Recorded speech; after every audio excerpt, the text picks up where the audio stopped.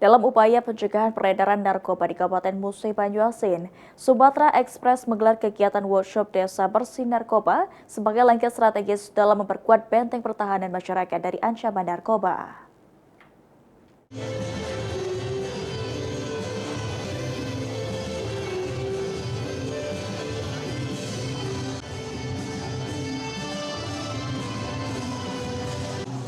Mengambil bagian dalam upaya pencegahan peredaran narkoba di Sumatera Selatan khususnya di Kabupaten Musi Banyuasin, Sumatera Express menggelar kegiatan workshop desa bersih narkoba yang digelar di area Duta Hotel Palembang.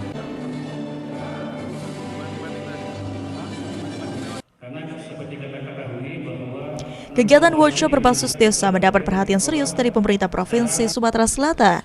Bahkan Gubernur Sumsel Hermanderu menegaskan bahwa kegiatan workshop desa bersih narkoba yang digelar akan menjadi role model sebagai langkah strategis dalam memperkuat benteng pertahanan masyarakat dari ancaman narkoba.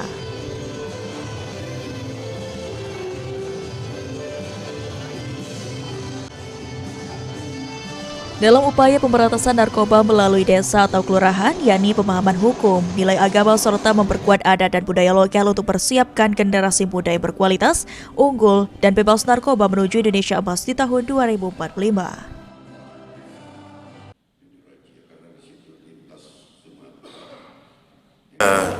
Melihat ini misi yang luar biasa, mulia saya anggap. Saya perintahkan tadi Kepala Dinas PMD untuk berkoordinasi dengan semua pihak. Ini dijadikan role model. Jadikan role model karena garda terdepan pemerintahan itu adalah desa, kades dan perangkatnya sampai dengan tingkat RT. Maka saya ingin diadakan workshop.